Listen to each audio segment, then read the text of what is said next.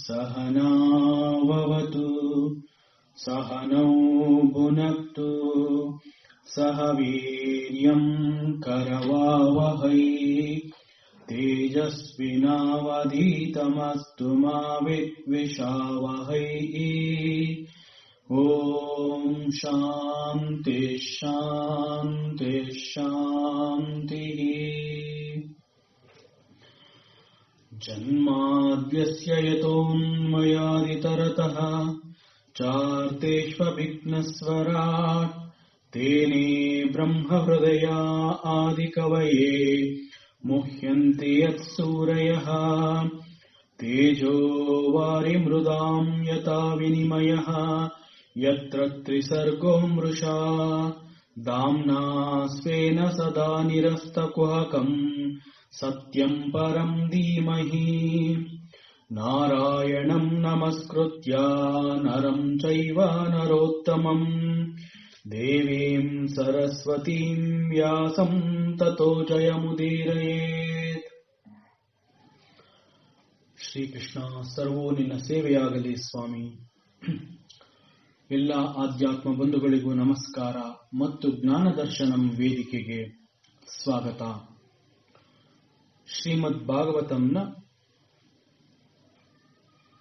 7ನೇ ಸ್ಕಂದವನ್ನ ಅಧ್ಯಯನ ಮಾಡ್ತಾ ಇದ್ದೀವಿ. ಪ್ರಹ್ಲಾದ ಚರಿತ್ರೆಯನ್ನ ವಿಷಯವಾಗಿ ತೆಗೆದುಕೊಂಡು ವಿಚಾರವನ್ನ ತಿಳ್ಕೊತಾ ಬಂದಿದ್ದೀವಿ.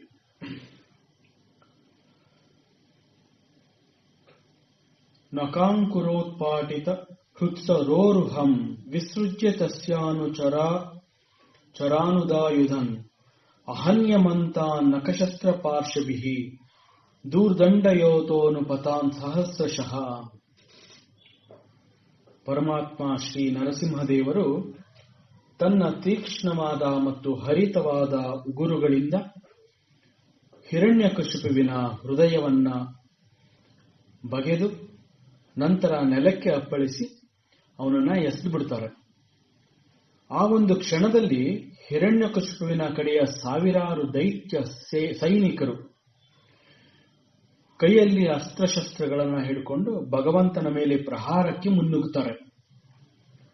ಅವರೆಲ್ಲರನ್ನ ಭಗವಂತ ತನ್ನ ಭುಜಬಲದಿಂದ ಹಾಗೂ ತನ್ನ ಹರಿತವಾದ ಉಗುರುಗಳಿಂದ ಹಾಗೂ ಸರ್ವ ಕಡೆಗಳಿಂದಲೂ ಅವರ ಮೇಲೆ ಎರಗಿ ಅವರೆಲ್ಲರನ್ನ ಅವನು ಕೊಂದು ಹಾಕ್ತಾನೆ. ಸಟಾವಧೂತ ಜಲದಃ ಪರಾಪತನ್ ಗ್ರಹಾಶ್ಚ ತದೃಷ್ಟಿ ವಿಮುಷ್ಟರೋಷಿಷ ಅಂಬೋದಯ ಶ್ವಾಸಹತ ವಿಚುಕ್ಷುಭುಃ ನಿರ್ಹಾರ್ಹದ ಬೀತ ದಿಗಿಬಾ ವಿಚಕೃಷಃ. ಸಂಪೂರ್ಣವಾಗಿ ಈ ಒಂದು ಹಂತದಲ್ಲಿ ಹಿರಣ್ಯಕಶಿಪುವಿನ ಮೇಲೆ ಮಾಡ್ತಾ ಇರುವಂತಹ ಯುದ್ಧ ಪೂರ್ಣವಾಯಿತು. ಆ ಒಂದು ಹಂತಕ್ಕೆ ಬರುತ್ತೆ. ಈ ಹೋರಾಟದಲ್ಲಿ ಹಿರಣ್ಯಕಶಿಪುವಿನ ಸಂಹಾರದ ನಂತರ ಪರಮಾತ್ಮನು ಯಾವ ರೀತಿ ಇದ್ದ, ಶಾಂತವಾಗಿದ್ದ. ಬಹುಶಃ ಪರಮಾತ್ಮನನ್ನ ನೋಡಿದ್ರೆ ಅವನಿನ್ನು ಸಮಾಧಾನಗೊಂಡಂತೆ ಕಾಣಿಸಿರ್ಲಿಲ್ಲ. ಅವನು ಹೇಗಿದ್ದ ಅನ್ನುವಂತಹ ವರ್ಣನೆಯನ್ನ ಇಲ್ಲಿ ತಿಳಿಸ್ಕೊಡ್ತಾ ಇದ್ದಾರೆ. ಸಟಾವಧೂತ ಜಲದಃ ಪರಾಪತನ್. ನರಸಿಂಹದೇವರ ಕತ್ತಿನ ಕೇಸರಗಳು ಅಂತಂದ್ರೆ ಸಿಂಹ ಮುಖದಲ್ಲಿರುವಂತಹ ಕೂದಲುಗಳು. ಪರಮಾತ್ಮ ಇನ್ನೂ ಶಾಂತವಾಗಿಲ್ಲದ ಕಾರಣ ಹಾಗೂ ಹಿರಣ್ಯಕಶಿಪುವಿನ ಅವನನ್ನ ನೆಲಕ್ಕೆ ಅಪ್ಪಳಿಸಿದ್ರಿಂದ ಆಗಸದಲ್ಲಿ ಮೋಡಗಳು ದಿಕ್ಕುಪಾಲಾಗಿ ಚದುರಿ ಹೋಯಿತು ಅಂತ ಹೇಳ್ತಾರೆ. ಗೃಹಶ್ಚ ತದೃಷ್ಟಿ ವಿಮುಷ್ಟ ರೋಚಿಷಃ. ಪರಮಾತ್ಮನ ಕ್ರೋಧಭರಿತ ಕಣ್ಣುಗಳಿಂದ ಹೊರಸೂಸ್ತಾ ಇದ್ದಂತಹ ಜ್ವಾಲೆಗಳಿಂದ ಸಾಕ್ಷಾತ್ ಸೂರ್ಯನಿಂದ ಹಿಡಿದು ಅನೇಕ ಗ್ರಹಗಳ ತೇಜಸ್ಸು ಮಂಕಾಯಿತು. ಅವುಗಳೆಲ್ಲದರ ವರ್ಚಸ್ಸು ಅನ್ನುವಂತಹದ್ದು ಕುಗ್ಗಿ ಹೋಯಿತು. ಅಂಬೋದಯ ಶ್ವಾಸಹತ ವಿಚುಕ್ಷುಭು. ಭಗವಂತನ ಉಸಿರಾಟ ಹೇಗಿತ್ತು ಅಂತಂದ್ರೆ, ಭಗವಂತನ ಉಸಿರಾಟದ ಹೊಡೆತದಿಂದ ಸಮುದ್ರ ಸಾಗರಗಳಲ್ಲಿ ಅಲೆಗಳು ಅಲ್ಲೋಲ ಕಲ್ಲೋಲಗಳು ಉಂಟು ಮಾಡ್ತು, ಕ್ಷೋಭೆಗೊಂಡುವು. ಪರಮಾತ್ಮನ ಸಿಂಹನಾದಕ್ಕೆ ಭೂಮಂಡಲವನ್ನ ಹೊತ್ಕೊಂಡಿದ್ದಂತಹ ಆ ದಿಗ್ಗಜಗಳು ಹೆದರಿ ಗೀಳಿಟ್ಟುವು ಅಂತ ಹೇಳ್ತಾರೆ. ನಿರ್ಹಾರ್ದ ಭೀತ ದಿಗಿಬಾ ವಿಚುಕೃಷು. ಈ ಒಂದು ವಿಶ್ವವನ್ನ ಹೊತ್ಕೊಂಡಿದ್ದಂತಹ ದಿಗ್ಗಜಗಳು ಅಂತಂದ್ರೆ ಬೃಹತ್ ಆನೆಗಳು ಅಂತ ಹೇಳ್ತಾರೆ. ಆ ಆನೆಗಳು ತಮ್ಮ ತಲೆಯ ಮೇಲೆ ಈ ಒಂದು ವಿಶ್ವವನ್ನ, ಭೂಮಂಡಲವನ್ನ ಹೊತ್ತಿದ್ವು. ಅಷ್ಟು ಬಲಶಾಲಿಯಾಗಿದ್ದ ಆ ದಿಗ್ಗಜಗಳು ಕೂಡ ಹೆದರಿ ಗೀಳಿಟ್ಟುವು ಅಂತ ಇಲ್ಲಿ ವರ್ಣನೆ ಮಾಡಿದ್ದಾರೆ. ಮತ್ತು ಅಂತರಿಕ್ಷದಲ್ಲಿ ದೇವತೆಗಳು ಈ ಯುದ್ಧವನ್ನ ನೋಡಬೇಕು ಅಂತ ಹೇಳಿ ವಿಮಾನದಲ್ಲಿ ಆಗಮಿಸಿರ್ತಾರೆ. ಆದರೆ ಭಗವಂತ ಈ ಒಂದು ಹಿರಣ್ಯಕಶಿಪುವನ್ನ ನೆಲಕ್ಕೆ ಅಪ್ಪಳಿಸಿದ ಸಂದರ್ಭದಲ್ಲಿ ಭಗವಂತನ ಕೇಸರಗಳಿಗೆ ಅವು ಡಿಕ್ಕಿ ಹೊಡೆದು ಆ ವಿಮಾನಗಳೆಲ್ಲವೂ ಛಿದ್ರಗೊಂಡುವು ಅಂತ ಹೇಳ್ತಾರೆ. ಸ್ವರ್ಗಲೋಕವೇ ನಡುಗಿ ಹೋಯಿತು.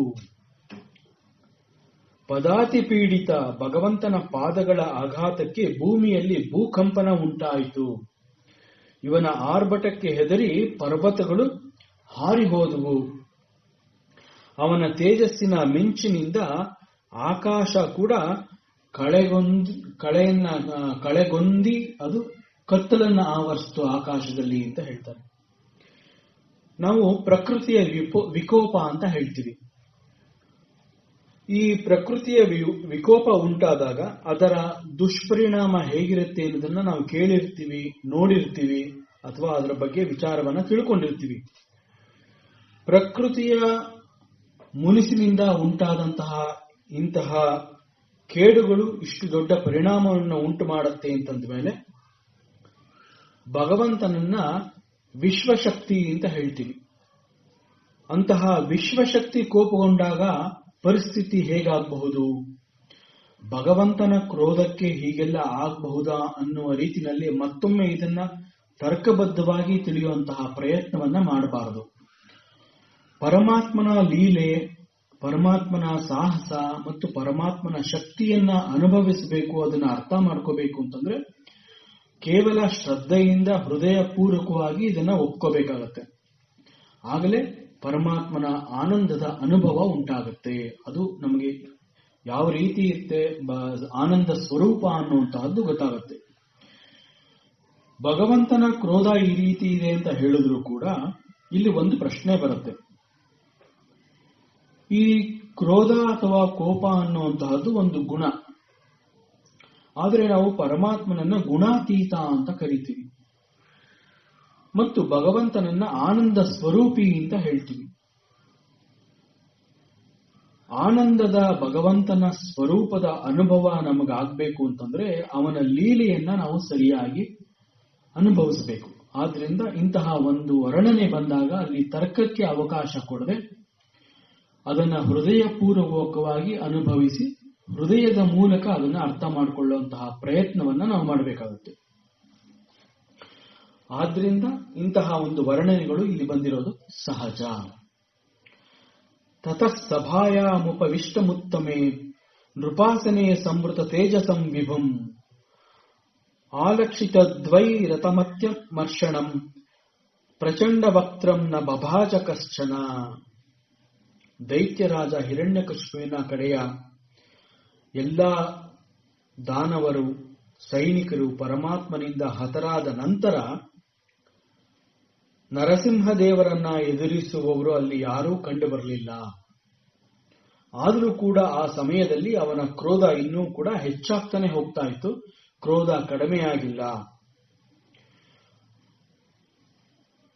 ಇದಾದ ಬಳಿಕ ಭಗವಂತ ನರಸಿಂಹದೇವರು ಹಿರಣ್ಯಕಶಿಪುವಿನ ರಾಜಸಭೆಯಲ್ಲಿ ಎತ್ತರವಾಗಿದ್ದಂತಹ ಅವನ ಸಿಂಹಾಸನದ ಮೇಲೆ ಹೋಗಿ ಅಲ್ಲಿ ಪರಮಾತ್ಮ ಕೂತ್ಕೋತಾನೆ. ಸಿಂಹಾಸನದಲ್ಲಿ ಕುಳಿತ ನಂತರ ಪರಮಾತ್ಮನ ತೇಜಃಪುಂಜ ಅಂತ ಏನ್ ಹೇಳ್ತೀವಿ ಮತ್ತು ಕ್ರೋಧದಿಂದ ಕೂಡಿದ ರುದ್ರ ಭಯಂಕರವಾದ ಅವನ ವದನವನ್ನ ನೋಡಿ ಪರಮಾತ್ಮನ ಬಳಿ ಹೋಗಿ ಅವನ ಸೇವೆ ಮಾಡಿ ಅವನನ್ನ ಶಾಂತಗೊಳಿಸಬೇಕು ಅನ್ನುವಂತಹ ಯಾವ ಪ್ರಯತ್ನವನ್ನ ದೇವತೆಗಳಿಗೆ ಮಾಡಕ್ಕಾಗ್ಲಿಲ್ಲ. ಅಷ್ಟು ಧೈರ್ಯ ಯಾವ ದೇವತೆಗಳಲ್ಲೂ ಕೂಡ ಇರಲಿಲ್ಲ. ನಿಶಮ್ಯ ಲೋಕತ್ರಯ ಮಸ್ತಕಜ್ವರಂ ತಮಾದಿ ದೈತ್ಯಂ ಹರಿಣಾಹತಂ ಹೃದೆ ಪ್ರಹರ್ಷ ವೇಗೋತ್ಕಲಿತ ನನಾಮುಹು ಪ್ರಸೂನ ವರ್ಷು ಸುರಪ್ರಿಯ ಸುರಸ್ತ್ರೀಯಾ. ಈ ಆದಿದೈತ್ಯ ಹಿರಣ್ಯಕಶಿಪು ಯುದ್ಧದಲ್ಲಿ ಪರಮಾತ್ಮನಿಂದ ಕೊಲ್ಲಲ್ಪಟ್ಟ ಅನ್ನುವಂತಹ ಒಂದು ಶುಭ ಸಮಾಚಾರ ಏನಿದೆ ಅದು ಕ್ಷಣ ಮಾತ್ರದಲ್ಲಿ ಕಾಡ್ಗಿಚ್ಚಿನಂತೆ, ಅಂತಂದ್ರೆ ಬೆಂಕಿಯ ಜ್ವಾಲೆಯು ವೇಗವಾಗಿ ಹೇಗೆ ಹರಡತ್ತೆ ಆ ರೀತಿನಲ್ಲಿ ಹಿರಣ್ಯಕಶಿಪು ಪರಮಾತ್ಮನಿಂದ ಕೊಲ್ಲಲ್ಪಟ್ಟ ಅನ್ನುವಂತಹ ಒಂದು ಶುಭ ಸಮಾಚಾರ 3 ಲೋಕಗಳಿಗೂ ಕಂಟಕನಾಗಿದ್ದ ಹಿರಣ್ಯಕಶಿಪು ಅಂತಹ ದೈತ್ಯನ ಮರಣದ ವಿಷಯ ಸ್ವರ್ಗಲೋಕದ ದೇವತೆಗಳಿಗೆ ತಿಳಿದಾಗ ಬಹಳ ಆನಂದದಿಂದ ಅವರು ಸಂಭ್ರಮಿಸ್ತಾರೆ. ಸಂತೋಷದಿಂದ ಅವರು ಮತ್ತೆ ಮತ್ತೆ ಭಗವಂತನ ಮೇಲೆ ಹೂವಿನ ಮಳೆಯನ್ನ ಹರಿಸ್ತಾರೆ. 3 ಲೋಕಗಳಿಗೂ ಕಂಟಕಪ್ರಾಯನಾಗಿದ್ದ ಹಾಗೂ ಸಮಸ್ತ ದೇವತೆಯರುಗಳಿಗೆ ಸಾಕಷ್ಟು ಹಿಂಸೆ ಮಾಡಿದ್ದ ಹಿರಣ್ಯಕಶಿಪು. ಅಂತಹ ಹಿರಣ್ಯಕಶಿಪು ಈಗ ಮರಣ ಹೊಂದಿದ ಅಂತಂದಾಗ ಈ ದೇವತೆಗಳೆಲ್ಲರ ಮುಖ ಪ್ರಸನ್ನವಾಗಿರುತ್ತೆ, ಸಂತೋಷ ಪಡ್ತಾರೆ ಅವರೆಲ್ಲ. ಪರಮಾತ್ಮನ ದರ್ಶನಕ್ಕಾಗಿ ಸ್ವರ್ಗಲೋಕದಿಂದ ಎಲ್ಲಾ ದೇವತೆಗಳು ತಮ್ಮ ತಮ್ಮ ವಿಮಾನದಲ್ಲಿ ಬಂದಿರ್ತಾರೆ. ಪುಷ್ಪಕ ವಿಮಾನ ಅಂತ ಹೇಳ್ತಾರೆ. ಗಂಧರ್ವರು ಗಾನ ಮಾಡ್ತಾ ಇರ್ತಾರೆ, ಅಪ್ಸರೆಯರು ನೃತ್ಯ ಮಾಡ್ತಾರೆ. ಈ ಸಮಯದಲ್ಲಿ ಇಂದ್ರಾದಿ ದೇವತೆಗಳು, ಋಷಿಗಳು, ಬ್ರಹ್ಮದೇವರು, ಮನುಗಳು, ಪ್ರಜಾಪತಿಗಳು, ಚಾರಣರು, ಯಕ್ಷರು, ಕಿಂಪುರುಷರು, ಸಿದ್ಧರು, ಕಿನ್ನರರು ಮುಂತಾದವರೆಲ್ಲರೂ ಕೂಡ ಅಲ್ಲಿ ಬಂದು ಪರಮಾತ್ಮನನ್ನ ಸ್ತುತಿಸತೊಡಗ್ತಾರೆ. ಸಮಸ್ತ ದೇವತೆಗಳಿಂದಲೂ ಪರಮಾತ್ಮನ ಗುಣಗಾನ ನಡೀತಾ ಇರುತ್ತೆ. ಆ ಸಮಯದಲ್ಲಿ ಕೂಡ ಪರಮಾತ್ಮನ ಹೊರಚಾಚಿದ ನಾಲಿಗೆಯಲ್ಲಿ ರಕ್ತ ಜಿನುಗ್ತಾ ಇರುತ್ತೆ. ಮುಖದ ತುಂಬ ಕೂದಲುಗಳು ಕೆಂಪು ಬಣ್ಣದಿಂದ ಕೂಡಿರುತ್ತೆ. ಪರಮಾತ್ಮನ ಕಣ್ಣುಗಳಲ್ಲಿ ಬೆಂಕಿಯ ಜ್ವಾಲೆಯ ಕಿಡಿಗಳು ಕಾಣಿಸ್ತಾ ಇತ್ತು. ಯಾರಿಗೂ ಕೂಡ ಪರಮಾತ್ಮನ ಬಳಿ ಹೋಗಿ ಅವನ ಸೇವೆ ಮಾಡಿ ಅವನನ್ನ ಶಾಂತಗೊಳಿಸಬೇಕು ಅನ್ನುವಂತಹ ಧೈರ್ಯ ಯಾವ ದೇವತೆಗಳಿಗೂ ಅಲ್ಲಿ ಕಂಡು ಬರಲಿಲ್ಲ. ಏವಂ ಸುರಾದಯ ಸರ್ವೇ ಬ್ರಹ್ಮರುದ್ರ ಪುರಸ್ಸರಾಹ ನೋಪೈತುಂ ಶಕನ್ಮನ್ಯು ಸಂರಂಭಂ ಸದುರಾಸದಂ. ಹೀಗೆ ಬ್ರಹ್ಮದೇವರಾಗಲಿ ರುದ್ರದೇವರಿಗಾಗಲಿ ಯಾರಿಗೂ ಕೂಡ ಪರಮಾತ್ಮನ ಕ್ರೋಧವನ್ನ ಶಾಂತಗೊಳಿಸೋದಕ್ಕೆ ಸಾಧ್ಯವಾಗಲಿಲ್ಲ. ಅವನನ್ನ ಎಷ್ಟೇ ಸ್ತೋತ್ರಗಳಿಂದ ಸ್ತುತಿಗಳಿಂದ ತೃಪ್ತಿಪಡಿಸಲು ಪ್ರಯತ್ನ ಪಟ್ಟರೂ ಕೂಡ ಯಾರಿಂದಲೂ ಅವನ ಬಳಿ ಹೋಗೋದಕ್ಕೆ ಸಾಧ್ಯವಾಗಲಿಲ್ಲ. ಸಾಕ್ಷಾತ್ ಶ್ರೀಹಿ ಪ್ರೇಷಿತ ದೈವೈ ದೃಷ್ಟ್ವಾ ತನ್ಮಹದದ್ಭುತಂ ಅದೃಷ್ಟಾಶತ ಪೂರ್ವತ್ವಾತ ನೋಪೇಯಾಯ ಶಂಕಿತ. ಹೇಗಾದ್ರೂ ಮಾಡಿ ಭಗವಂತನನ್ನ ಶಾಂತಗೊಳಿಸಬೇಕು, ಅವನನ್ನ ಪ್ರಸನ್ನಗೊಳಿಸಬೇಕು, ಸುಪ್ರೀತಗೊಳಿಸಬೇಕು ಅಂತ ಹೇಳಿ ತೀರ್ಮಾನಿಸಿ ಸ್ವಯಂ ಶ್ರೀ ಲಕ್ಷ್ಮೀದೇವಿಯನ್ನ ಕೇಳ್ಕೋತಾರೆ. ಸಮಸ್ತ ದೇವತೆಗಳ ಮಾತನ್ನ ಕೇಳಿ ಲಕ್ಷ್ಮೀದೇವಿ ಒಪ್ಕೊಂಡು ನರಸಿಂಹದೇವರ ಬಳಿ ಬಂದು ಅವನ ಆ ಅದ್ಭುತ ಮಹಾನ್ ರೂಪವನ್ನ ನೋಡಿ ಆ ಲಕ್ಷ್ಮಿ ಕೂಡ ಹೆದರ್ಕೋತಾಳೆ. ಅವನ ಬಳಿ ಹೋಗಿ ಅವನನ್ನ ಶಾಂತಗೊಳಿಸಬೇಕು ಅನ್ನುವಂತಹ ಧೈರ್ಯ ಅವಳಿಗೂ ಕೂಡ ಬರಲಿಲ್ಲ. ಇಲ್ಲಿಯವರೆಗೆ ಎಂದೂ ಕೂಡ ಅವಳು ತನ್ನ ಸ್ವಾಮಿಯ ಇಂತಹ ಒಂದು ಭಯಂಕರ ರೂಪವನ್ನ ಅವಳು ಕಂಡಿರಲಿಲ್ಲ. ಅವಳ ಕಲ್ಪನೆ ಅಥವಾ ಊಹೆಗೂ ಮೀರಿ ಪರಮಾತ್ಮ ರುದ್ರ ಭಯಂಕರನಾಗಿ ಈಗ ಕಾಣಿಸ್ತಾ ಇದ್ದಾನೆ. ಆದ್ರಿಂದ ಸಾಕ್ಷಾತ್ ಲಕ್ಷ್ಮೀದೇವಿ ಕೂಡ ಹೆದರಿ ಹಿಂತಿರುಗಿ ವಾಪಸ್ ಬರ್ತಾಳೆ. ಪ್ರಹ್ಲಾದಂ ಪ್ರೇಷಯಾಮಾಸ ಬ್ರಹ್ಮಾವಸ್ಥಿತವಂತಿಕೆ ತಾತ ಪ್ರಶಮಯೋಪೇಹಿ ಸ್ವಪಿತ್ರೇ ಕುಪಿತಂ ಪ್ರಭುಂ. ಆ ಕ್ಷಣದಲ್ಲಿ ಬ್ರಹ್ಮದೇವರ ಮನಸ್ಸಿನಲ್ಲಿ ಒಂದು ಯೋಚನೆ ಬರುತ್ತೆ. ಪ್ರಹ್ಲಾದ ಬ್ರಹ್ಮದೇವರಿಗೆ ಅತ್ಯಂತ ಸಮೀಪದಲ್ಲಿ ಬಂದು ನಿಂತಿರ್ತಾನೆ. ಅವನನ್ನ ನೋಡಿ ಬ್ರಹ್ಮದೇವರು ಅವನನ್ನ ಕರೀತಾರೆ. ಬಾಲಕ ಪ್ರಹ್ಲಾದ, ಮಗು ಇಲ್ಲಿ ಬಾ, ಈಗ ನೀನು ಪರಮಾತ್ಮನ ಬಳಿ ಹೋಗು. ನೀನಲ್ಲದೆ ಬೇರೆ ಯಾರಿಗೂ ಕೂಡ ಅಲ್ಲಿ ಹೋಗೋದಕ್ಕೆ ಸಾಧ್ಯ ಇಲ್ಲ. ಅವನನ್ನ ಶಾಂತಗೊಳಿಸಿ ಪ್ರಸನ್ನಗೊಳಿಸಿ ಅವನನ್ನ ಸಮಾಧಾನ ಮಾಡೋದಕ್ಕೆ ನೀನು ಮಾತ್ರ ಸಮರ್ಥನಾಗಿದೆಯಾ. ಪರಮಾತ್ಮ ನಿನ್ನ ತಂದೆಯ ಮೇಲೆ ಕೋಪಗೊಂಡಿದ್ದ ಮತ್ತು ಈಗ ನಿನ್ನ ತಂದೆಯ ಸಂಹಾರ ಆಗಿದೆ. ಆದ್ರಿಂದ ಈಗ ಅವನನ್ನ ಪ್ರಸನ್ನಗೊಳಿಸೋದಕ್ಕೆ ನಿನ್ನಿಂದ ಮಾತ್ರ ಸಾಧ್ಯ ಅಂತ ಹೇಳಿ ಅವನನ್ನ ಭಗವಂತನ ಬಳಿ ಹೋಗು ಅಂತ ಕೇಳ್ಕೋತಾರೆ. ತತೇತಿ ಶನಕೈ ರಾಜನ್ ಭಾಗವತೋ ರೂಪಕಃ ಉಪೇತ್ಯ ಭುವಿ ಕಾಯೇನ ನನಾಮ ವಿಧೃತಾಂಜಲಿ ತಥಾ ಇತಿ ತತೇತಿ. ಓ ಬ್ರಹ್ಮದೇವ, ನೀನು ಹೇಳಿದಂತೆಯೇ ಆಗಲಿ, ಇಲ್ಲ ಅಂತ ಹೇಳೋದಿಲ್ಲ ಅಂತ ಹೇಳಿ ಪ್ರಹ್ಲಾದ ಪರಮಾತ್ಮನ ಬಳಿಗೆ ಬರ್ತಾನೆ. ಪರಮ ಭಕ್ತನಾದ ಭಾಗವೋತ್ತಮನಾದ ಬಾಲಕ ಪ್ರಹ್ಲಾದ ನೇರವಾಗಿ ಭಗವಂತನ ಬಳಿ ಬಂದು ಭೂಮಿಯ ಮೇಲೆ ಸಾಷ್ಟಾಂಗ ನಮಸ್ಕಾರ ಮಾಡಿ ತನ್ನ ಎರಡೂ ಕೈಗಳನ್ನ ಜೋಡಿಸಿಕೊಂಡು ಅವನ ಪಾದಗಳ ಬಳಿ ಬಂದು ಅಲ್ಲಿ ಪಾದಗಳ ಬಳಿ ಬೀಳ್ತಾನೆ.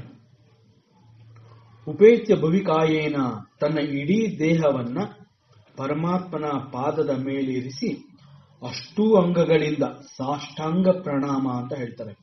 ಅಷ್ಟೂ ಅಂಗಗಳಿಂದ ನಮಸ್ಕಾರವನ್ನ ಸಲ್ಲಿಸ್ತಾನೆ. ಸ್ವಪಾದ ಮೂಲೆ ಪತಿತಂ ತಮರ್ಪಕಂ ವಿಲೋಕ್ಯ ದೇವ ಕೃಪಯಾ ಪರಿಪ್ಲುತಾಃ ಉತ್ತಾಪ್ಯ ತಚ್ಚಿಷ್ಣ ದದಾತೃರಾಂಬುಜಂ ಕಾಲಾಹಿ ವಿತ್ರ ಸ್ತದೀಯಾಂ ಕೃತಾಭಯಂ. ಬಾಲಕ ಪ್ರಹ್ಲಾದ ತನ್ನ ಪಾದಗಳಡಿಯಲ್ಲಿ ಸಾಷ್ಟಾಂಗ ನಮಸ್ಕಾರ ಮಾಡಿ ಅಡ್ಡ ಬಿದ್ದಿರ್ತಾನೆ. ಪತಿತಂ ತಮರ್ಬಕಂ ವಿಲೋಕ್ಯ ದೇವ ಕೃಪಯಾ ಪರಿಪ್ಲುತಾಃ. ಇದನ್ನು ನೋಡಿದ ಪರಮಾತ್ಮನ ಹೃದಯ ಕರುಣೆಯಿಂದ ತುಂಬಿ ಬಂದು ಅವನ ಹೃದಯ ಕರಗಿದಂತೆ ಆಗತ್ತೆ. ಪರಮಾತ್ಮನ ಹೃದಯವೇ ಕರಗಿ ಅವನಲ್ಲಿ ಕರುಣೆ ಉಂಟಾಗುತ್ತೆ. ಭಗವಂತನಿಗೆ ಈ ರೀತಿ ಆಯಿತು ಅಂತಂದ್ರೆ ಬಾಲಕ ಪ್ರಹ್ಲಾದ ಪರಮಾತ್ಮನ ಹೃದಯವನ್ನ ಗೆದ್ದಿದ್ದಾನೆ ಅಂತ ಅರ್ಥ ಮಾಡ್ಕೋಬೇಕು. ಪರಮಾತ್ಮನ ಹೃದಯವು ಕರಗಿ ಹೋಯಿತು ಅಂತಂದ್ರೆ ಇಲ್ಲಿಯವರೆಗೆ ಪರಮಾತ್ಮನ ಮುಖದಲ್ಲಿ ಕಾಣ್ತಾ ಇದ್ದಂತಹ ಕ್ರೋಧದ ಭಾವ ಇನ್ನಿಲ್ಲದಂತಾಯಿತು. ಪರಮಾತ್ಮನ ಬಳಿಗೆ ಹೋಗಿ ಅವನನ್ನ ಸಮಾಧಾನ ಪಡಿಸಿ ಶಾಂತಗೊಳಿಸಲು ಯಾವ ದೇವತೆಗಳಿಗೂ, ಬ್ರಹ್ಮಾದಿ ಅಂತ ಹೇಳಿದಂತೆ ಬ್ರಹ್ಮನಿಂದ ಹಿಡಿದು ಸಮಸ್ತ ದೇವತೆಗಳಿಗೆ ಇದು ಸಾಧ್ಯವಾಗದಂತಾಗಿರುತ್ತೆ. ಆದರೆ ಪರಮಾತ್ಮ ಬ್ರಹ್ಮ ಬಾಲಕ ಪ್ರಹ್ಲಾದನನ್ನ ಭಗವಂತನ ಬಳಿಗೆ ಕಳುಹಿಸಿದಾಗ ಮತ್ತು ಬಾಲಕ ಪ್ರಹ್ಲಾದ ಪರಮಾತ್ಮನ ಪಾದಗಳಡಿಯಲ್ಲಿ ಸಾಷ್ಟಾಂಗ ನಮಸ್ಕಾರ ಮಾಡಿದಾಗ ಅವನ ವಿನಯ ಮತ್ತು ಭಕ್ತಿ ಪರಮಾತ್ಮನ ಹೃದಯವನ್ನ ಕರಗಿಸಿತು. ಅವನ ಕ್ರೋಧ ಮಾಯವಾಗಿ ಶಾಂತವಾಗತ್ತೆ. ವಿಲೋಕ್ಯ ದೇವ ಕೃಪಯಾ ಪರಿಪ್ಲುತಾಃ. ಇಲ್ಲಿ ಪರಮಾತ್ಮನ ಹೃದಯವು ಕರಗಿ ಅವನ ಕ್ರೋಧ ಮಾಯವಾಯಿತು ಅಂತ ತಿಳಿಸ್ತಾ ಇದ್ದಾರೆ. ಇಲ್ಲಿ ಒಂದು ಅರ್ಥ ಆಗತ್ತೆ. ಈ ಕ್ರೋಧ ಅನ್ನುವಂತಹದ್ದು ಕರಗಬೇಕು ಅಥವಾ ಕ್ರೋಧವು ಮಾಯವಾಗಬೇಕು ಅಂತಂದ್ರೆ ಅಲ್ಲಿ ಹೃದಯ ಕರಗಬೇಕು ಅಂತ ಹೇಳ್ತಾರೆ. ಹೃದಯ ಕರಗಿದಾಗ ಕ್ರೋಧ ಹೇಗೆ ಕಡಿಮೆ ಆಗುತ್ತೆ? ಈ ಕೋಪ ಅಥವಾ ಕ್ರೋಧ ಅನ್ನೋದು ಎಲ್ಲಿ ಉಂಟಾಗಿರುತ್ತೆ ಅಂತಂದ್ರೆ ಅದು ಮನಸ್ಸಿನ ಒಂದು ಛಾಯೆ. ಅಂತಂದ್ರೆ ಮನಸ್ಸಿನಲ್ಲಿ ಅದು ತಾನು ಕಂಡುಕೊಂಡಂತಹ ಒಂದು ಸ್ವಭಾವ, ಗುಣ. ಈ ಕ್ರೋಧ ಅನ್ನುವಂತಹದ್ದು ಮನಸ್ಸಿನಲ್ಲಿ ಹುಟ್ಟಿರುತ್ತೆ. ಈ ಮನಸ್ಸಿನಲ್ಲಿ ಹುಟ್ಟಿದಂತಹ ಕ್ರೋಧ ಅಥವಾ ಕೋಪ ಅನ್ನೋದು ಕರಗಬೇಕಾದ್ರೆ ಈ ಹೃದಯ ತನ್ನ ವೈಶಾಲ್ಯತೆಯನ್ನ ಕಂಡುಕೋಬೇಕು. ಅಂತಂದ್ರೆ ಹೃದಯವು ವಿಶಾಲವಾಗಬೇಕು. ಹೃದಯವು ವಿಶಾಲವಾದಾಗ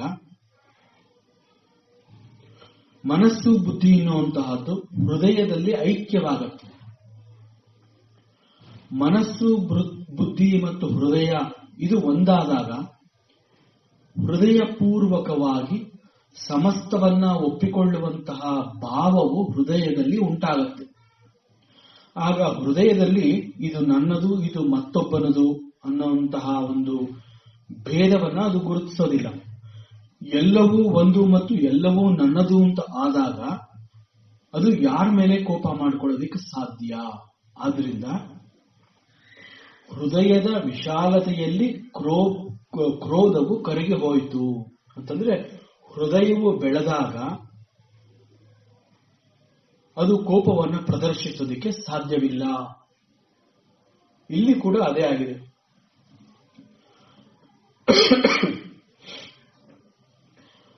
ಬಾಲಕ ಪ್ರಹ್ಲಾದನ ವಿನಯ ಮತ್ತು ಭಕ್ತಿ ಪರಮಾತ್ಮನ ಹೃದಯವನ್ನ ಕರಗಿಸಿ ಅವನ ಕ್ರೋಧವನ್ನ ಮಾಯ ಮಾಡ್ತು. ಪರಮಾತ್ಮ ಶಾಂತನಾಗ್ತಾನೆ. ವಿಲೋಕ್ಯ ದೇವ ಕೃಪಯ ಪರಿಪ್ಲುತಾಹ. ಆ ನಂತರ ಉತ್ತಾಪ್ಯ ಪಾದದಡಿಯಲ್ಲಿ ಸಾಷ್ಟಾಂಗ ನಮಸ್ಕಾರ ಮಾಡಿ ಬಿದ್ದಿದ್ದ ಬಾಲಕ ಪ್ರಹ್ಲಾದನನ್ನ ಹಿಡಿದೆತ್ತಿ, ಉತ್ತಾಪ್ಯ ಹಿಡಿದೆತ್ತಿ, ತಚ್ಚೀಷ್ಣ್ಯ ದದಾತ್ ಕುರಾಂಬುಜಂ, ಅಭಯ ಪ್ರದಾನವನ್ನು ಮಾಡುವಂತಹ ತನ್ನ ಕರಕಮಲವನ್ನ ಅಂತಂದ್ರೆ ಅಭಯವನ್ನು ಕೊಡುವಂತಹ ತನ್ನ ಹಸ್ತಗಳನ್ನ ಬಾಲಕ ಪ್ರಹ್ಲಾದನ ತಲೆಯ ಮೇಲಿರಿಸಿ ಅವನಿಗೆ ಧೈರ್ಯವನ್ನ ತುಂಬುತ್ತಾನೆ. ಕಾಲಾಹಿ ವಿತ್ರಸ್ತದೀಯಾಂ ಕೃತಾಭಯಂ ಅಂತಂದ್ರೆ ಕಾಳ ಸರ್ಪವನ್ನ ಕಂಡು ಹೆದರಿದಂತಹವನಿಗೆ ಯಾವ ರೀತಿಯಲ್ಲಿ ಧೈರ್ಯವನ್ನು ಕೊಟ್ಟು ಅವನನ್ನ ಸಮಾಧಾನ ಮಾಡೋದಕ್ಕೆ ಸಾಧ್ಯವೋ ಆ ರೀತಿಯಲ್ಲಿ ಅವನ ಭಯವನ್ನ ನಿವಾರಿಸಬೇಕಾಗತ್ತೆ. ಅಂತಹ ಭಯವನ್ನು ನಿವಾರಿಸುವ ಅಭಯ ಹಸ್ತವನ್ನ ಬಾಲಕ ಪ್ರಹ್ಲಾದನ ತಲೆಯ ಮೇಲೆ ಭಗವಂತ ತನ್ನ ಅಮೃತ ಹಸ್ತಗಳನ್ನ ಇಡ್ತಾನೆ. ಹೀಗೆ ಬಾಲಕ ಪ್ರಹ್ಲಾದನನ್ನ ತನ್ನ ಕೈಗಳಿಂದ ಅವನನ್ನ ಸ್ಪರ್ಶಿಸಿ ಅವನ ಶಿರದ ಮೇಲಿರಿಸಿ ಅವನಿಗೆ ಧೈರ್ಯವನ್ನ ಕೊಟ್ಟು ಅವನ ಭಯವನ್ನ ಹೋಗಲಾಡಿಸ್ತಾನೆ. ಸಾ ತತ್ಕರ ಸ್ಪರ್ಶ ದುತಾಕಿಲ ಶುಭ ಸ ಪದ್ಯಭಿ ವ್ಯಕ್ತ ಪರಾತ್ಮ ದರ್ಶನ ತತ್ಪಾದ ಪದ್ಮಂ ಹೃದಯ ನಿರ್ವತೋ ದದೌ ಹೃಷತ್ತನು ಕ್ಲಿನ್ನ ಹೃದಸ್ಸು ಲೋಚನ. ಯಾವ ಒಂದು ಕ್ಷಣದಲ್ಲಿ ಪರಮಾತ್ಮನ ಕರಕಮಲಗಳ ಸ್ಪರ್ಶದ ಅನುಭವ ಪ್ರಹ್ಲಾದನಿಗೆ ಆಗತ್ತೋ ಆ ಕ್ಷಣದಲ್ಲಿ ಆ ಕೂಡಲೇ ಸತತ್ ಕರಸ್ಪರ್ಶ ದುತ ಅಖಿಲಾಶುಭ ಅಂತಂದ್ರೆ ಅಪ್ಪಿತಪ್ಪಿ ಪ್ರಹ್ಲಾದನಲ್ಲಿ ಉಳಿದಿರಬಹುದಾದಂತಹ ಅಲ್ಪ ಸ್ವಲ್ಪ ಅಶುಭ ಸಂಸ್ಕಾರ, ಕೆಟ್ಟ ವಾಸನೆಗಳು ತೊಳೆದು ಹೋದಂತಾಗಿ ಅವನ ಚಿತ್ತ ಪರಿಶುದ್ಧವಾಯಿತು. ಕೇವಲ ಪರಮಾತ್ಮನ ಅಮೃತ ಹಸ್ತ ಅವನ ತಲೆಯ ಮೇಲಿರಿಸಿದ ಕ್ಷಣದಲ್ಲಿ ಉಳಿದಿರಬಹುದಾದಂತಹ ಅಶುಭ ಸಂಸ್ಕಾರ ಏನಾದರೂ ಇದ್ದಲ್ಲಿ ಅವೆಲ್ಲವೂ ಕೂಡ ತೊಳೆದು ಹೋದಂತೆ ಆಯಿತು. ಹಿಂದಿನ ಶ್ಲೋಕದಲ್ಲಿ ಅಭಯ ಪ್ರದಾನವನ್ನು ಮಾಡುವಂತಹ ಕರಕಮಲಗಳನ್ನ ಶಿರದ ಮೇಲಿರಿಸಿ ಅವನಿಗೆ ಧೈರ್ಯವನ್ನು ಕೊಟ್ಟ ಅಂತ ಹೇಳಿದ್ವಿ. ಅಶುಭವಾದ ಪೂರ್ವ ಸಂಸ್ಕಾರಗಳು ಬತ್ತಿ ಹೋಗುವಂತೆ ಮಾಡುವಂತಹ ಶ್ರೇಷ್ಠ ಕರಕಮಲಗಳು ಅವನ ಸರ್ವ ಪಾಪಗಳನ್ನ ತೊಳೆದು ಹಾಕ್ತು. ಇದನ್ನ ಪರಮಾತ್ಮನ ಕಾರುಣ್ಯ ಅಂತ ಹೇಳ್ತಾರೆ. ಪರಮಾತ್ಮನ ಒಂದೇ ಒಂದು ಕೃಪಾದೃಷ್ಟಿ ಹೀಗೆ ಸರ್ವ ಪಾಪಗಳನ್ನು ಪರಿಹರಿಸುವಂತಹ ಶಕ್ತಿಯನ್ನ ಹೊಂದಿರುತ್ತೆ. ಪರಮಾತ್ಮನನ್ನ ಯಾಕೆ ಈ ರೀತಿಯಲ್ಲಿ ಒಲಿಸಿಕೊಳ್ಬೇಕು ಅಂತಂದ್ರೆ ನಮ್ಮ ಚಿತ್ತವನ್ನ ಪರಿಶುದ್ಧ ಮಾಡಿಕೊಳ್ಳುವ ಏಕೈಕ ಕಾರಣದಿಂದ. ಸಪದ್ಯ ವಿದ್ಯುತ ಪರಾತ್ಮ ದರ್ಶನ. ಹೀಗೆ ಪರಮಾತ್ಮನ ಸ್ಪರ್ಶದ ಅನುಭವದ ನಂತರ ಕ್ಷಣ ಮಾತ್ರದಲ್ಲಿ ಪ್ರಹ್ಲಾದನಿಗೆ ಪರಮಾತ್ಮನ ತತ್ವದ ಸಾಕ್ಷಾತ್ಕಾರ ಆಗತ್ತೆ. ಇದನ್ನ ಆತ್ಮದರ್ಶನ ಅಂತ ಕೂಡ ಹೇಳ್ತಾರೆ. ಕಣ್ಣೆದುರಿಗೆ ಪರಮಾತ್ಮನನ್ನ ಸ್ಥೂಲವಾಗಿ ಕಂಡರೂ ಕೂಡ ಪರಮಾತ್ಮನನ್ನ ಅವನು ತನ್ನ ಹೃದಯದಲ್ಲಿ, ತನ್ನ ಅಂತರಂಗದಲ್ಲಿ ಕಂಡುಕೋತಾನೆ. ಪರಮಾತ್ಮನು ಎಲ್ಲೆಲ್ಲೂ, ಎಲ್ಲರಲ್ಲೂ ಹಾಗೂ ಎಲ್ಲರ ಹೃದಯದಲ್ಲೂ ಇರ್ತಾನೆ ಅಂತ ಹೇಳುವಂತಹದ್ದು ಅವನಿಗೆ ಅನುಭವ ಆಗತ್ತೆ. ಬಾಲಕ ಪ್ರಹ್ಲಾದನ ಅನುಭವಕ್ಕೆ ಈ ಒಂದು ಸತ್ಯ ಅನ್ನುವಂತಹದ್ದು ಗೋಚರವಾಗತ್ತೆ. ಇಲ್ಲಿ ಹೃದಯ ಅನ್ನೋದನ್ನ ದೇಹದ ಒಂದು ಅಂಗ ಅಂತ ಅರ್ಥ ಮಾಡ್ಕೋಬಾರದು. ಹೃದಯ ಅಂತಂದ್ರೆ ಅದು ತನ್ನ ಸಾರ, ಮೂಲ, ದ ವೆರಿ ಕೋರ್ ಅಂತ ಅರ್ಥ ಮಾಡ್ಕೋಬೇಕಾಗತ್ತೆ. ಪರಮಾತ್ಮನು ಹೀಗೆ ಮೂಲದಲ್ಲಿರ್ತಾನೆ ಅಂತ ಅನ್ನುವಂತಹದ್ದು ಪ್ರಹ್ಲಾದನಿಗೆ ಸಾಕ್ಷಾತ್ಕಾರವಾಗತ್ತೆ. ಸಪದಿ ಅಭಿವ್ಯಕ್ತ ಪರಾತ್ಮ ದರ್ಶನ. ಬಾಲಕ ಪ್ರಹ್ಲಾದನು ಪರಮಾತ್ಮನನ್ನ ತನ್ನ ಹೃದಯದಲ್ಲಿಯೇ ಕಂಡುಕೋತಾನೆ. ಭಗವಂತ ಸ್ಥೂಲ ರೂಪಿಯಾಗಿ ತನ್ನ ಎದುರಿಗೆ ಕಂಡುಕೊಂಡ್ರೂ ಕೂಡ ತನ್ನ ಅಂತರಂಗದಲ್ಲಿ, ಹೃದಯದಲ್ಲಿ ಪರಮಾತ್ಮನನ್ನ ಅನುಭವಿಸಿದ ಅನುಭವ ಅವನಿಗೆ ಗೋಚರವಾಗತ್ತೆ. ಪರಮಾತ್ಮ ಅನ್ನುವಂತಹ ಅವನು ತನ್ನದೇ ಅಂತರಾತ್ಮ ಅನ್ನುವ ಅನುಭವವನ್ನ ಪ್ರಹ್ಲಾದ ಕಂಡುಕೋತಾನೆ. ಇದರ ಅರ್ಥ ಪರಮಾತ್ಮನು ತನ್ನ ಹೃದಯದಲ್ಲಿಯೇ ನೆಲೆಸಿರೋವನು ಅನ್ನುವ ಸತ್ಯದ ಅನುಭವ ಅವನಿಗೆ ಆಗತ್ತೆ. ಈ ಎಲ್ಲಾ ಅನುಭವ ಅವನಿಗೆ ಪರಮಾತ್ಮನ ಕರಕಮಲಗಳ ಸ್ಪರ್ಶದ ನಂತರ ನಡೆಯುತ್ತೆ. ಇದಾದ ನಂತರ ಅವನಲ್ಲಿ ಏನಾದರೂ ಅಲ್ಪ ಸ್ವಲ್ಪ ಮಟ್ಟಿಗೆ ಅಜ್ಞಾನ, ಅಶುಭ ಸಂಸ್ಕಾರ ಅನ್ನುವಂತಹದ್ದು ಏನಾದರೂ ಉಳಿದುಕೊಂಡಿದ್ರೆ ಅದೆಲ್ಲವೂ ಕೂಡಲೇ ತೊಳೆದು ಹೋಗಿ ಅವನು ಪರಮ ಪವಿತ್ರನಾದ ಅಂತ ಈ ಶ್ಲೋಕ ತಿಳಿಸ್ತಾ ಇದೆ. ಇದನ್ನ ಸಾಕ್ಷಾತ್ಕಾರ ಅಂತ ಹೇಳ್ತಾರೆ. ಸಾಕ್ಷಾತ್ಕಾರ ಅಂತಂದ್ರೆ ಡೈರೆಕ್ಟ್ ವಿಷನ್ ಆಫ್ ಭಗವಂತ, direct vision of the lord. Ultimate truth is experienced ಅಂತ ಏನ್ ಹೇಳ್ತೀವಿ ಅದನ್ನ ಸಾಕ್ಷಾತ್ಕಾರ ಅಂತ ನಮ್ಮ ವೇದಾಂತದ ಭಾಷೆಯಲ್ಲಿ ಹೇಳ್ತಾರೆ. ಇದಾದ ನಂತರ ಪ್ರಹ್ಲಾದ ಏನ್ ಮಾಡ್ತಾನೆ? ತತ್ಪಾದ ಪದ್ಮಂ ಹೃದಯ ನಿರ್ವೃತೋ ದದೌ. ಪರಮಾತ್ಮನು ತೋರಿಸಿದ ಪರಮ ಪ್ರೇಮದ ಆನಂದದಲ್ಲಿ ಮುಳುಗಿ ಪ್ರಹ್ಲಾದ ಭಗವಂತನ ಚರಣ ಕಮಲಗಳನ್ನ ತನ್ನ ಹೃದಯದಲ್ಲಿ ಧರಿಸ್ಕೋತಾನೆ. ಪರಮಾತ್ಮನ ಪಾದಗಳನ್ನ ತನ್ನ ಎದೆಯ ಭಾಗದಲ್ಲಿರಿಸಿಕೊಂಡು ಒಂದು ರೀತಿಯ ಧನ್ಯತಾ ಭಾವವನ್ನ ಹೊಂದುತ್ತಾನೆ. ಹೃಷ್ಯತ್ತನುಹು, ಅವನ ಶರೀರವೆಲ್ಲ ಪುಳಕಿತುಕೊಂಡು ಹೃದಯದಲ್ಲಿ ಪ್ರೇಮದ ಪ್ರವಾಹವನ್ನ ಅನುಭವಿಸ್ತಾನೆ. ಹೃದಯ ತುಂಬಿ ಬಂತು ಅಂತ ನಾವು ಏನ್ ಹೇಳ್ತೀವಿ ಅದು ಇದೇ ಅನುಭವವನ್ನ ಕೊಡುತ್ತೆ. ಕ್ಲಿನ್ನ ಹೃದರ್ಶು ಲೋಚನ, ಅವನ ಕಣ್ಣುಗಳಿಂದ ಆನಂದದ ಅಶ್ರುಗಳು ಹರಿಯತೊಡಗತ್ತೆ. ಅಸ್ತೌಷಿ ಧ್ವರಿಮೇಕಾಗ್ರ ಮನಸ ಸುಸಾಮಾಹಿತ ಪ್ರೇಮ ಗದ್ಗದಯ ವಾಚ ತನ್ಯಾಸ್ತ ಹೃದಯೇ ಕ್ಷಣ. ಈ ಒಂದು ಕ್ಷಣ ಪ್ರಹ್ಲಾದನಿಗೆ ತುಂಬು ಮನಸ್ಸಿನ ಅನುಭವವನ್ನ ಕೊಟ್ಟಿರುತ್ತೆ. ಪರಮಾತ್ಮನನ್ನ ಸ್ತುತಿಸಲು ಪ್ರಹ್ಲಾದನು ಮುಂದಾಗ್ತಾನೆ. ಅವನ ಹೃದಯದಲ್ಲಿ ಪರಮಾತ್ಮನೇ ಆವರಿಸಿಕೊಂಡಂತಹ ಭಾವವನ್ನ ಅನುಭವಿಸಿರ್ತಾನೆ.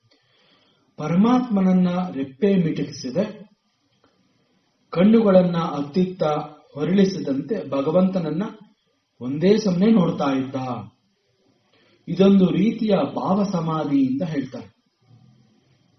ಮನಸ್ಸು ಮತ್ತು ಬುದ್ಧಿ ಏಕಾಗ್ರವಾಗಿ ತನ್ನ ಚಿತ್ತ ಅಂತಂದರೆ ಗಮನವನ್ನ ಭಗವಂತನಲ್ಲಿ ಇಟ್ಟವನಿಗೆ ಮಾತ್ರ ಈ ಒಂದು ಭಾವ ಸಮಾಧಿಯ ಅನುಭವ ಆಗೋದಕ್ಕೆ ಸಾಧ್ಯ. ಪ್ರಹ್ಲಾದನಿಗೆ ಆದ ಪರಿಸ್ಥಿತಿಯು ಕೂಡ ಇದೇ ರೀತಿ ಭಾವ ಸಮಾಧಿಯ ಅನುಭವ ಆಗಿರುತ್ತೆ. ಈ ಎಲ್ಲಾ ಅನುಭವಗಳನ್ನ ಪೂರ್ಣವಾಗಿ ಅನುಭವಿಸಿ ಭಗವಂತನ ಗುಣಗಳನ್ನ ಚಿಂತಿಸುತ್ತಾ ಮನಸ್ಸು ಹೃದಯದಲ್ಲಿ ಅದನ್ನೇ ತುಂಬಿಕೊಂಡು ಭಕ್ತಿ ಮತ್ತು ಪ್ರೇಮದಿಂದ ಗದ್ಗದ ಮಾತುಗಳಿಂದ ಪರಮಾತ್ಮನನ್ನ ಅವನು ಸ್ತುತಿಸ್ತಾನೆ. ಪ್ರಹ್ಲಾದನು ಪರಮಾತ್ಮನನ್ನ ಈ ರೀತಿ ಸ್ತುತಿಸ್ತಾನೆ. ಬಾಲಕ ಪ್ರಹ್ಲಾದನು ಭಗವಂತನ ಪರಮ ಭಕ್ತನಾಗಿರ್ತಾನೆ. ಒಬ್ಬ ಪರಮ ಭಕ್ತನಿಗೆ ಮಾತ್ರ ಪರಮಾತ್ಮನನ್ನ ಸ್ತುತಿಸಲು ಸಾಧ್ಯ.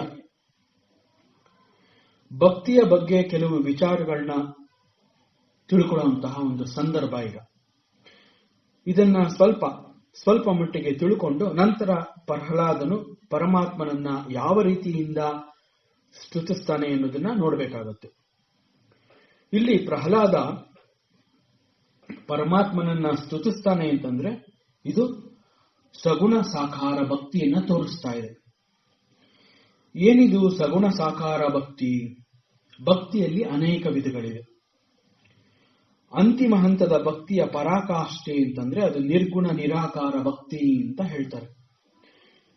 ಈ ನಿರ್ಗುಣ ನಿರಾಕಾರ ಭಕ್ತಿಗಾಗಿ ಸಾಧಕನಾದವನು ತನ್ನ ಮನಸ್ಸನ್ನ ಅತ್ಯಂತ ಪರಿಶುದ್ಧವಾಗಿ ಇಟ್ಕೊಂಡಿರಬೇಕಾಗುತ್ತೆ. ಮನಸ್ಸಿನಲ್ಲಿ ಯಾವ ದೋಷವೂ ಕಲ್ಮಶವೂ ಇರಬಾರದು. ಮನಸ್ಸು ನಿರ್ಮಲವಾಗಿದ್ರೆ ಮಾತ್ರ ಭಕ್ತಿಯ ಪರಾಕಾಷ್ಠೆಯನ್ನು ಹೋಗಿ ತಲುಪಲಿಕ್ಕೆ ಸಾಧ್ಯ. ಇದನ್ನ ನಿರ್ಗುಣ ನಿರಾಕಾರ ಭಕ್ತಿ ಅಂತ ಹೇಳ್ತಾರೆ. ಸಗುಣ ಸಾಕಾರ ಭಕ್ತಿಯಲ್ಲಿ ಇದು ಪ್ರಥಮ ಹಂತ ಅಂತ ಹೇಳ್ತಾರೆ. ಕೇವಲ ಭಾಗವತದಂತಹ ಪುರಾಣ ಮಾತ್ರ ಭಕ್ತಿಯ ಬಗ್ಗೆ ಹೀಗೆ ಹೆಚ್ಚಿನ ಬೆಳಕನ್ನ ಚೆಲ್ಲಿದೆ. ಇಲ್ಲಿ ಸಗುಣ ಸಾಕಾರ ಭಕ್ತಿ ಅಥವಾ ಇದನ್ನ ಸಗುಣ ಸಾಕಾರ ಉಪಾಸನಾ ಅಂತ ಕೂಡ ಹೇಳ್ತಾರೆ. ಇದರ ಬಗ್ಗೆ ಕೆಲವು ವಿಚಾರಗಳನ್ನ ತಿಳ್ಕೋಬೇಕಾಗುತ್ತೆ. ಮೊದಲಿಗೆ ಸಗುಣ ಸಾಕಾರ ಅಂತಂದ್ರೆ ಏನು? ಈ ಸಗುಣ ಸಾಕಾರ ಈ ಒಂದು ಭಕ್ತಿಯಲ್ಲಿ ಪರಮಾತ್ಮನ ಬಗ್ಗೆ ಒಂದು ಆಕಾರ, ರೂಪ ಹಾಗೂ ಅವನ ಲೀಲಾ ವಿನೋದಗಳ ಕತೆ, ಹೀಗೆ ಸಗುಣ ಸಾಕಾರದಲ್ಲಿ ಪರಮಾತ್ಮನನ್ನ ಭಕ್ತಿ ಮಾಡಬೇಕು ಅಂತಂದಾಗ ಕೆಲವು ವಸ್ತು ವಿಷಯಗಳು ನಮಗೆ ಬೇಕಾಗುತ್ತೆ. ನಮಗೆ ದೊರಕಿದಂತಹ ಕೆಲವು ವಸ್ತು ವಿಷಯಗಳನ್ನ ಇಟ್ಕೊಂಡು ಪರಮಾತ್ಮನನ್ನ ಭಕ್ತಿ ಮಾಡೋದಕ್ಕೆ ಸಾಧ್ಯವಾಗುತ್ತೆ. ಅದು ನಮಗೆ ಸಹಕರಿಸುತ್ತೆ. ಯಾಕೆ ಅಂತಂದ್ರೆ ನಾವು ಧ್ಯಾನ ಅಂತ ಹೇಳಿ ಧ್ಯಾನಕ್ಕೆ ಕುಳಿತಾಗ ನಾವೇನ್ ಮಾಡ್ತೀವಿ? ಕಣ್ಣುಗಳನ್ನ ಮುಚ್ಚಿ ಅಲೆದಾಡ್ತಾ ಇರುವಂತಹ ಮನಸ್ಸನ್ನ ನಮ್ಮ ಹತೋಟಿಗೆ ತಂದುಕೊಳ್ಳುವ ಪ್ರಯತ್ನವನ್ನ ಮಾಡ್ತೀವಿ. ಅಲೆದಾಡ್ತಿರುವಂತಹ ಮನಸ್ಸನ್ನ ಒಂದು ಕಡೆ ನೆಲೆ ನಿಲ್ಲಿಸುವ ಪ್ರಯತ್ನವನ್ನ ಮಾಡುವುದನ್ನ ಧ್ಯಾನ ಅಂತ ಹೇಳ್ತಾರೆ. ಇಂತಹ ಪ್ರಯತ್ನ ಯಾಕೆ ಮಾಡ್ತೀವಿ ಅಂತಂದ್ರೆ ಮನಸ್ಸನ್ನ ಚಂಚಲ ಅಂತ ಹೇಳ್ತೀವಿ. ಕಾರಣ ಮನಸ್ಸು ಸ್ಥಿರವಾಗಿ ಒಂದು ಜಾಗದಲ್ಲಿ ಅದು ನಿಲ್ಲೋದಿಲ್ಲ. ಕ್ಷಣ ಮಾತ್ರದಲ್ಲಿ ಅದು ನಮ್ಮಿಂದ ಬಹಳ ದೂರವಾಗಿ ಹೊರಟೋಗುತ್ತೆ. ಸದಾ ಅಲೆದಾಡ್ತಾ ಇರುವಂತಹ ಸ್ವಭಾವವನ್ನ ಮನಸ್ಸು ಹೊಂದಿರೋದ್ರಿಂದ ಮನಸ್ಸನ್ನ ಚಂಚಲ ಅಂತ ಕರೀತಾರೆ. ಈ ಮನಸ್ಸು ಯಾವಾಗಲೂ ಕೂಡ ಏನನ್ನಾದರೂ ಒಂದನ್ನು ಹುಡುಕಿಕೊಂಡು ಅದಕ್ಕಾಗಿ ಅಲೆದಾಟ ಮಾಡ್ತಾ ಇರುತ್ತೆ.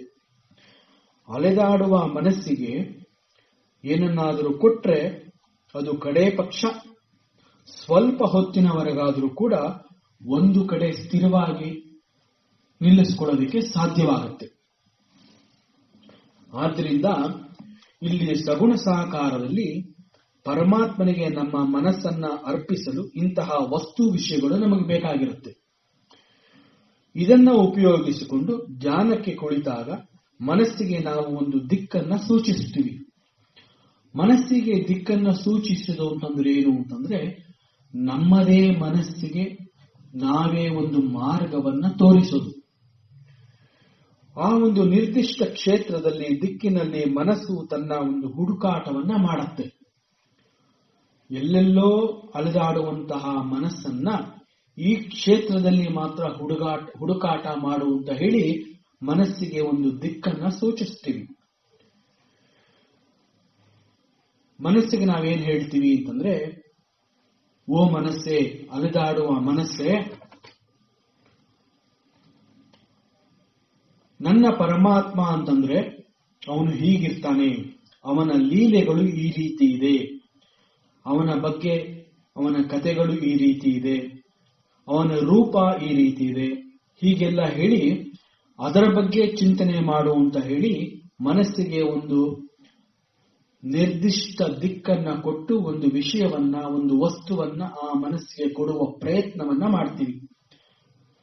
ಉದಾಹರಣೆಗೆ ಇಲ್ಲಿ ನರಸಿಂಹದೇವರ ಬಗ್ಗೆ ಒಂದು ರೂಪ ಹಾಗೂ ವಿಚಾರವನ್ನ ನಾವು ಒದಗಿಸ್ತೀವಿ. ಈಗ ಅಲೆದಾಡುವಂತಹ ಮನಸ್ಸು ಈ ಎಲ್ಲವನ್ನೂ ವೀಕ್ಷಿಸುತ್ತಾ ಭಗವಂತನ ಸ್ಥೂಲ ರೂಪ ಮತ್ತು ಲೀಲಾ ವಿನೋದಗಳನ್ನ ಅನುಸರಿಸಿ ಅದನ್ನ ಸಂಪೂರ್ಣವಾಗಿ ಒಪ್ಕೊಳ್ಳುತ್ತೆ. ಆಗ ಮನಸ್ಸು ಆ ವಸ್ತು ವಿಷಯಗಳನ್ನ ಒಪ್ಕೊಂಡಾಗ ಅದು ಹೃದಯಕ್ಕೆ ಈ ಒಂದು ವಿಚಾರವನ್ನ ಮುಟ್ಟಿಸುತ್ತೆ. ಆಗ ಹೃದಯ ತುಂಬಿ ಬಂದು ಭಕ್ತಿಯನ್ನ ಪ್ರದರ್ಶಿಸಲು ಅದು ಪ್ರಚೋದನೆ ಮಾಡುತ್ತೆ. ಇಲ್ಲಿ ನಾವು ಭಕ್ತಿಯನ್ನ ನೋಡಬಹುದು. ಮನಸ್ಸಿಗೆ ಒಪ್ಪುವಂತಹ ಒಂದು ನ್ಯಾಯ ಸಿಗತ್ತೆ. ಹಾಗೂ ಅದರ ಜೊತೆಗೆ ಭಗವಂತನ ಕಾರುಣ್ಯ ಮತ್ತು ಅನುಗ್ರಹಗಳನ್ನು ನಾವು ಪಡೆಯಬಹುದು. ಈ ಎಲ್ಲಾ ವಿಚಾರಗಳನ್ನ ಧ್ಯಾನದ ಮೂಲಕ ತೆಗೆದುಕೊಂಡು ಹೋದಾಗ ಅದು ನಮಗೆ ಅರಿವಾಗದಂತೆ ನಮ್ಮನ್ನ ಭಕ್ತಿಯಲ್ಲಿ ಮುಳುಗಿ ಏಳಿಸತ್ತೆ ಹಾಗೂ ಪರಮಾತ್ಮನನ್ನ ಪ್ರೀತಿಸುವಂತೆ ಮಾಡತ್ತೆ. ಇಂತಹ ಕಥೆಗಳನ್ನ ಕೇಳಿದಾಗ ಪರಮಾತ್ಮನು ಕಾರುಣ್ಯ ಮೂರ್ತಿ ಅನ್ನೋದು ಗೊತ್ತಾಗುತ್ತೆ. ಹೇಗೆ ಅಂತಂದ್ರೆ, ಪರಮಾತ್ಮ ಅನ್ನುವಂತಹವನು ಕೇವಲ ತನ್ನ ಭಕ್ತರನ್ನೂ ಮಾತ್ರವಲ್ಲದೆ ಎಲ್ಲರನ್ನೂ ಮತ್ತು ನನ್ನನ್ನು ಕೂಡ ಅವನು ಕಾಪಾಡ್ತಾನೆ, ನನ್ನನ್ನು ಅವನು ರಕ್ಷಣೆ ಮಾಡ್ತಾನೆ ಅನ್ನುವ ಒಂದು ನಂಬಿಕೆ, ವಿಶ್ವಾಸ ಇದು ಹುಟ್ಟತ್ತೆ.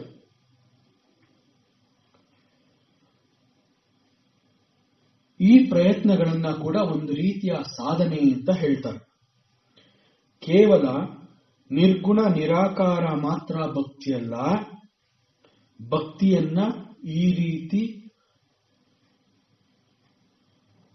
ಸಗುಣ ಸಾಕಾರದಿಂದ ಕೂಡ ನಾವು ಹೊಂದಬಹುದು ಅನ್ನೋದನ್ನ ತಿಳಿಸುತ್ತೆ. ಒಬ್ಬ ಸಾಧಕ ಸಗುಣ ಸಾಕಾರ ಮತ್ತು ನಿರ್ಗುಣ ನಿರಾಕಾರವನ್ನ ತಿಳಿದಿದ್ರೂ ಕೂಡ ಅವನು ಪುನಃ ಒಂದು ಹಂತ ಕೆಳಗಿಳಿದು ಸಗುಣ ಸಾಕಾರಕ್ಕೆ ಬಂದು, ನನಗೆ ಈಗ ಮುಕ್ತಿ ಬೇಡ, ನಾನು ಕೇವಲ ನಿನ್ನ ಭಕ್ತನಾಗಿಯೇ ಇರಬೇಕು, ನನಗೆ ಭಕ್ತಿಯನ್ನ ಮಾತ್ರ ಕೊಡು ಅಂತ ಕೇಳ್ಕೊತಾನೆ. ಯಾಕೆ ಅಂತಂದ್ರೆ ಅವನಿಗೆ ಈ ಭಕ್ತಿ ಮತ್ತು ಸಗುಣ ಸಾಕಾರ ಇದು ಹೆಚ್ಚು ತೃಪ್ತಿಯನ್ನ ಕೊಟ್ಟಿರುತ್ತೆ. ಹಾಗಾಗಿ ನಾನು ಮತ್ತಷ್ಟು ಪರಮಾತ್ಮನನ್ನ ಆರಾಧಿಸುತ್ತಾ ನನ್ನ ಕಣ್ಣುಗಳನ್ನ ಅವನು ಮಾತ್ರ ಇರುವಂತೆ ತುಂಬಿಕೋಬೇಕು. ಅವನಲ್ಲಿ ನಾನು ಒಂದು ವೇಳೆ ಐಕ್ಯವಾಗಿ ಬಿಟ್ರೆ, ಪರಮಾತ್ಮನಲ್ಲಿ ನಾನು ಒಂದಾಗಿ ಬಿಟ್ರೆ, ಮತ್ತೆ ನಾನು ಭಗವಂತನನ್ನ ಪ್ರೀತಿ ಮಾಡಬೇಕು ಅಥವಾ ನೋಡಬೇಕು ಅಂತಂದ್ರೆ ಅದು ಸಾಧ್ಯವಾಗುವುದಿಲ್ಲ. ಈ ರೀತಿ ಯೋಚನೆ ಮಾಡಿ ಅವನು ನಿರ್ಗುಣ ನಿರಾಕಾರವನ್ನ ಒಪ್ಕೊಂಡಿದ್ರೂ ಕೂಡ ಪುನಃ ಪುನಃ ಸಗುಣ ಸಾಕಾರವನ್ನ ಇಷ್ಟಪಡುವ ಸಾಧ್ಯತೆಗಳು ಅವನಲ್ಲಿ ಹೆಚ್ಚಾಗಿರುತ್ತೆ. ಆಗ ಅವನು ದಾಸಭಕ್ತಿಯನ್ನ ಸ್ವೀಕರಿಸಿ ಮುಕ್ತಿಯನ್ನ ನಿರಾಕರಿಸ್ತಾನೆ. ಜೀವತ್ವ ಭಾವದಲ್ಲಿ ಹೆಚ್ಚು ತೃಪ್ತಿಯನ್ನ ಹೊಂದುತ್ತಾರೆ ಕೆಲವರು. ಈ ಜೀವತ್ವ ಅನ್ನುವಂತಹದ್ದು ಪರಮಾತ್ಮನಲ್ಲಿ ಐಕ್ಯವಾಗುವುದನ್ನ ಅವರು ಇಷ್ಟಪಡೋದಿಲ್ಲ. ದ್ವೈತ ಭಕ್ತಿ ಎನ್ನುವಂತಹದ್ದು ಹೆಚ್ಚು ಅಪೇಕ್ಷೆ ಪಡ್ತಾರೆ. ದ್ವೈತ ಭಕ್ತಿಯಲ್ಲಿ ಹೆಚ್ಚು ತೃಪ್ತಿ ಸಿಗತ್ತೆ ಎನ್ನುವಂತಹದ್ದು ಕೆಲವರ ಅಭಿಪ್ರಾಯ ಮತ್ತು ಕೆಲವರ ವಿಶ್ವಾಸ ಆಗಿರುತ್ತೆ, ಅವರ ಅನುಭವವೂ ಕೂಡ ಆಗಿರುತ್ತೆ. ಆದ್ರಿಂದ ದ್ವೈತ ಭಕ್ತಿಯಿಂದ ಸಿಗುವಂತಹ ಒಂದು ತೃಪ್ತಿ ಅವರಿಗೆ ಅದ್ವೈತವು ಕೊಡೋದಿಲ್ಲ. ಹೀಗಾಗಿ ಅವರು ದ್ವೈತವನ್ನ ಹೆಚ್ಚು ಇಷ್ಟಪಡ್ತಾರೆ. ಅಂತಂದ್ರೆ ನಾನು ಮತ್ತೆ ಮತ್ತೆ ಪರಮಾತ್ಮನನ್ನ ಭಕ್ತಿ ಮಾಡಬೇಕು, ಪರಮಾತ್ಮನನ್ನ ನೋಡಬೇಕು, ಪರಮಾತ್ಮನನ್ನ ಅನುಭವಿಸಬೇಕು ಅನ್ನುವಂತಹದ್ದು ಅವರಿಗೆ ಹೆಚ್ಚು ತೃಪ್ತಿಯನ್ನ ಒದಗಿಸುತ್ತೆ. ಅದ್ವೈತ ಅನ್ನುವಂತಹದ್ದು ಈ ಜೀವವು ಪರಮಾತ್ಮನಲ್ಲಿ ಐಕ್ಯವಾದ ಅನುಭವವನ್ನು ಕೊಡುತ್ತೆ. ಆದ್ರಿಂದ ಹೆಚ್ಚಿನ ಭಕ್ತಿ ಬೇಕು, ಪರಮಾತ್ಮನನ್ನ ತುಂಬ್ಕೋಬೇಕು ಅಂತಂದ್ರೆ ಅವರಿಗೆ ಅಂತಹ ಅನುಭವ ಈ ದ್ವೈತ ಭಕ್ತಿಯಿಂದ ಸಿಗತ್ತೆ ಎನ್ನುವ ನಂಬಿಕೆ ಅವರಿಗೆ ಹೆಚ್ಚಾಗಿ ದ್ವೈತವನ್ನ ಮಾತ್ರ ಇಷ್ಟಪಡ್ತಾರೆ. ಧ್ಯಾನವನ್ನ ಇಷ್ಟಪಡದೆ ಅಂತಹವರು ಭಕ್ತಿಯನ್ನ ಹೆಚ್ಚು ಇಷ್ಟಪಡ್ತಾರೆ. ಭಾಗವತದ ಅನೇಕ ಕಡೆಗಳಲ್ಲಿ ಇಂತಹ ಭಕ್ತಿಯನ್ನ ನಾವು ನೋಡಬಹುದು. ಸಾಧಕನಾದವನು ಕೇಳ್ಕೊತಾನೆ, ಹೇ ಪರಮಾತ್ಮ, ನನಗೆ ಮುಕ್ತಿಯನ್ನ ಕರುಣಿಸಬೇಡ, ನನಗೆ ನಿನ್ನನ್ನ ಭಕ್ತಿ ಮಾಡುವ ಮನಸ್ಸು ಮತ್ತು ಬುದ್ಧಿಯನ್ನು ಮಾತ್ರ ಕೊಡು ಅಂತ ಅವನು ಪರಮಾತ್ಮನಲ್ಲಿ ತನ್ನ ಬೇಡಿಕೆಯನ್ನ ಇಡ್ತಾನೆ. ನಿಜವಾದ ಆರಾಧಕ ಅಂತಂದ್ರೆ ಅವನಿಗೆ ಈ ಎರಡರ ಬಗ್ಗೆಯೂ ತಿಳುವಳಿಕೆ ಇರಬೇಕು. ಅಂತಂದ್ರೆ ಸಗುಣ ಉಪಾಸನ ಮತ್ತು ನಿರ್ಗುಣ ಉಪಾಸನ. ಸಗುಣ ಉಪಾಸನ ಅಂತ ಬಂದಾಗ ಅವನು ಭಕ್ತನಾಗಿರ್ತಾನೆ, ನಿರ್ಗುಣ ಉಪಾಸನ ಅಂತ ಬಂದಾಗ ಅವನು ಒಬ್ಬ ಜ್ಞಾನಿಯಾಗಿರ್ತಾನೆ. ಅನೇಕ ಮಹಾತ್ಮರುಗಳು ಕೆಲವೊಮ್ಮೆ ಭಕ್ತರಾಗಿರ್ತಾರೆ, ಮತ್ತೆ ಕೆಲವೊಮ್ಮೆ ಜ್ಞಾನಿಗಳಾಗಿರ್ತಾರೆ. ಆದರೆ ಎರಡೂ ಮಾರ್ಗಗಳಲ್ಲೂ ಅವರಿಗೆ ಬೇಕಾದಂತಹ ತೃಪ್ತಿ ಎನ್ನುವಂತಹದ್ದು ಹೆಚ್ಚು ಹೆಚ್ಚು ಸಿಗತ್ತೆ. ಇಂತಹದ್ದನ್ನು ನಾವು ಹನುಮಂತನಲ್ಲಿ ಕೂಡ ನೋಡಬಹುದು. ಹನುಮಂತ ಅವನೇ ಹೇಳ್ಕೊಂತಾನೆ, ದೇಹ ಬುದ್ಧಿಯಾತು ದಾಸೋಹಂ. ದೇಹ ಬುದ್ಧಿ ಅಂತ ಬಂದಾಗ ಭಗವಂತ ನಾನು ನಿನ್ನ ದಾಸನಾಗಲು ಇಷ್ಟಪಡ್ತೀನಿ, ಅದು ನನಗೆ ಹೆಚ್ಚಿನ ತೃಪ್ತಿಯನ್ನ ಆನಂದವನ್ನ ಕೊಡುತ್ತೆ ಅಂತ ಹೇಳ್ಕೊತಾನೆ. ಜೀವ ಬುದ್ಧಿಯಾತು ತ್ವದಂಶಕಃ. ಜೀವ ಬುದ್ಧಿ ಅಂತ ಬಂದಾಗ ನಾನು ನಿನ್ನ ಒಂದು ಸಣ್ಣ ಅಂಶವಾಗಿರ್ತೀನಿ. ಹಾಗೂ ಆತ್ಮಬುದ್ಧಿಯಾತು ತ್ವಮೇವ ಅಹಂ. ಆತ್ಮಬುದ್ಧಿ ಅಂತ ಬಂದಾಗ ನಾನು ನಿನಗಿಂತ ಬೇರೆ ಅಲ್ಲ. ಇದು ಬಹಳ ಪ್ರಸಿದ್ಧವಾದ ಹನುಮಂತನ ಮಾತುಗಳು. ಒಬ್ಬ ಜ್ಞಾನಿಗೆ ಮಾತ್ರ ಇಂತಹ ತಿಳುವಳಿಕೆ ಬರೋದಕ್ಕೆ ಸಾಧ್ಯ. ಇದರ ಪ್ರಕಾರ ಭಕ್ತಿ ಹಾಗೂ ಜ್ಞಾನ ಈ ಎರಡೂ ಕೂಡ ಶ್ರೇಷ್ಠವಾದ ಮಾರ್ಗವೇ ಆಗಿರುತ್ತೆ. ಅದು ಜ್ಞಾನ ಮಾರ್ಗವಾಗಿರಬಹುದು ಅಥವಾ ಭಕ್ತಿ ಮಾರ್ಗವಾಗಿರಬಹುದು, ಎರಡೂ ಕೂಡ ಶ್ರೇಷ್ಠವಾಗಿರುತ್ತೆ. ಒಬ್ಬ ಸಾಧಕನು ಯಾವ ಸಮಯದಲ್ಲಿ ಯಾವುದರ ಜೊತೆ ಹೆಚ್ಚು ಮುಳುಗಿ ಹೇಳಬೇಕು ಅನ್ನೋದನ್ನ ಅವನು ತಿಳಿದಿರ್ತಾನೆ. ಯಾಕೆ ಅಂತಂದ್ರೆ ಕೆಲವು ವೇಳೆ ಮನಸ್ಸು ಧ್ಯಾನಕ್ಕೆ ಕೂರೋದಕ್ಕೆ ಇಷ್ಟಪಡೋದಿಲ್ಲ, ಅದು ಭಕ್ತಿಗೆ ಹಾತಿರೋದು ಆಚರಣೆಗಳನ್ನ ಮಾತ್ರ ಇಷ್ಟಪಡತ್ತೆ. ಆಚರಣೆಗಳನ್ನ ಮಾತ್ರ ಇಷ್ಟಪಡತ್ತೆ ಅಂತಂದ್ರೆ ಭಗವಂತನ ಮೂರ್ತಿ ರೂಪವನ್ನ ನೋಡಿ, ಆ ಮೂರ್ತಿ ರೂಪಕ್ಕೆ ಅಲಂಕಾರ ಮಾಡಿ ಅದನ್ನ ನೋಡ್ತಾ ಹೆಚ್ಚು ಅನುಭವಿಸ್ಕೋಬೇಕು ಅನ್ನೋದು ಕೆಲವರ ಇಷ್ಟ ಆಗಿರುತ್ತೆ. ಆಗ ಅದು ಧ್ಯಾನವನ್ನ ನಿರಾಕರಿಸುತ್ತೆ. ಒಬ್ಬ ಜ್ಞಾನಿಯಾದವನು ಇಂತಹ ರಹಸ್ಯವನ್ನ ತಿಳಿದಿರ್ತಾನೆ. ಯಾವ ಸಮಯದಲ್ಲಿ ಯಾವ ರೀತಿ ಪರಮಾತ್ಮನನ್ನ ಆರಾಧಿಸಬೇಕು ಅನ್ನುವಂತಹದ್ದನ್ನು ತಿಳಿದಿರೋದ್ರಿಂದ ನಹಿ ಜ್ಞಾನೇನ ಸದೃಶಂ ಪವಿತ್ರಂ ಇಹ ವಿದ್ಯತೆ. ಹೀಗೆ ಜ್ಞಾನವನ್ನ ಪ್ರಶಂಸೆ ಮಾಡೋದಕ್ಕೆ ಸಾಧ್ಯವಾಗುತ್ತೆ. ಭಕ್ತಿ ಮತ್ತು ಜ್ಞಾನ ಎರಡನ್ನೂ ಒಂದಾಗುವಂತೆ ಮಾಡಬೇಕು. ಆಗ ನಿಜವಾದ ಆತ್ಮನ ದರ್ಶನವಾಗುತ್ತೆ. ಆತ್ಮ ಅಥವಾ ಪರಮಾತ್ಮ ಅಂತಂದ್ರೆ ಅವನು ಎಲ್ಲೆಲ್ಲೂ ಇರುವವನು, ಇಲ್ಲಿ ನನ್ನಲ್ಲಿಯೇ, ನನ್ನ ಹೃದಯದಲ್ಲಿಯೇ, ನನ್ನ ಅಂತರಂಗದಲ್ಲಿಯೇ ಇರುವವನು. ಈ ಪರಮಾತ್ಮ ಅನ್ನುವಂತಹದ್ದು ನನಗಿಂತ ಬೇರೆ ಅಲ್ಲ. ದೇಹವಲ್ಲದ ನಾನು ಅಂತಂದ್ರೆ ಅದು ಭಗವಂತ ಅನ್ನುವ ತಿಳುವಳಿಕೆ ನಮಗೆ ನಮ್ಮ ಅರಿವಿಗೆ ಬರುತ್ತೆ.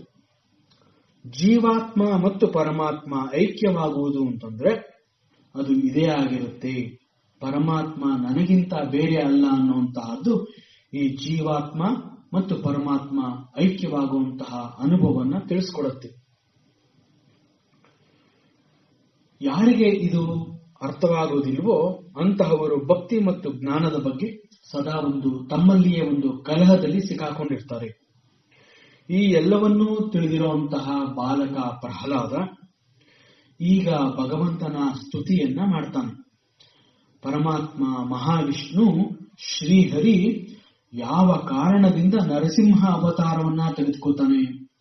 ಪರಮಾತ್ಮ ಯಾವ ರೂಪವನ್ನ ಬೇಕಾದರೂ ಧರಿಸಿ ಬರಬಹುದಾಗಿತ್ತು. ಹಿರಣ್ಯಕಶಿಪುವಿನ ಸಂಹಾರಕ್ಕೆ ಭಗವಂತ ಈ ಒಂದು ರೂಪವನ್ನೇ ಯಾಕೆ ಆಯ್ಕೆ ಮಾಡ್ಕೋತಾನೆ? ನರಸಿಂಹನಾಗಿ ಅವನು ಯಾಕೆ ಬಂದ? ಅದನ್ನ ನಮ್ಮ ಶಾಸ್ತ್ರ ತಿಳಿಸ್ಕೊಡುತ್ತೆ. ಸತ್ಯಂ ವಿಧಾತು ನಿಜಭೃತ್ಯ ಭಾಷಿತಂ. ಲೋಕದಲ್ಲಿರುವಂತಹ ಎಲ್ಲಾ ಭಕ್ತರುಗಳ ಕೋರಿಕೆಯನ್ನ ಹಾಗೂ ಅವರ ವಚನಗಳನ್ನ ನಿಜ ಮಾಡುವ ಸಲುವಾಗಿ ಪರಮಾತ್ಮ ಈ ಅವತಾರದಲ್ಲಿ ಬರ್ತಾನೆ. ಅನೇಕ ಭಕ್ತರುಗಳು ಅಭಿಲಾಷೆಯನ್ನ ಈಡೇರಿಸುವ ಕಾರಣದಿಂದ ಭಗವಂತ ನರಸಿಂಹನ ಅವತಾರವನ್ನೇ ಧರಿಸಿ ಅವನು ಬಂದಿರ್ತಾನೆ. ಅನೇಕ ಭಕ್ತರುಗಳು ಮತ್ತು ಮಹನೀಯರುಗಳು ಅಂತ ಹೇಳಿದಾಗ ಅವರುಗಳ ಸಾಲಿನಲ್ಲಿ ಮೊದಲಿಗೆ ಶ್ರೀ ಸನಕಾದಿಗಳು ಬಂದಿರ್ತಾರೆ. ನಂತರ ಶ್ರೀ ನಾರದರು ಇರ್ತಾರೆ. ಶ್ರೀ ನಾರದರು ಒಮ್ಮೆ ಈ ವಿಚಾರವನ್ನ ಇಂದ್ರನಿಗೆ ಹೇಳಿರ್ತಾರೆ. ಹಿರಣ್ಯಕಶಿಪುವಿನ ಪತ್ನಿ ಕಯಾದುವಿನ ಗರ್ಭದಲ್ಲಿ ಭಾಗವೋತ್ತಮ ಭಗವಂತನ ಪರಮ ಭಕ್ತನು ಹುಟ್ಟಿ ಬರ್ತಾನೆ ಮತ್ತು ಅವನ ಮೂಲಕ ಭಗವಂತ ಅವತರಿಸಿ ಈ ಲೋಕಕ್ಕೆ ಬರ್ತಾನೆ. ಆಶ್ಚರ್ಯ ಅಂತಂದ್ರೆ ಪರಮಾತ್ಮನ ಭಕ್ತರು ಮಹನೀಯರುಗಳ ಮಾತನ್ನ ನೆರವೇರಿಸೋದಕ್ಕೆ ಸಾಕ್ಷಾತ್ ಭಗವಂತ ಈ ರೀತಿ ಅವತರಿಸಿ ಬರ್ತಾನೆ.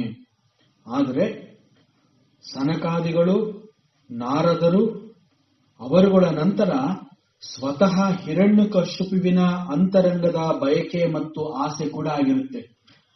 ನರಸಿಂಹನಾಗಿ ಅವನು ಬರಬೇಕು ಅನ್ನುವಂತಹದ್ದು ಹಿರಣ್ಯಕಶಿಪುವಿನ ಅಂತರಂಗದ ಬಯಕೆಯಾಗಿರುತ್ತೆ ಅನ್ನೋದನ್ನು ಕೂಡ ತಿಳಿಸ್ಕೊಡ್ತಾ ಇದೆ.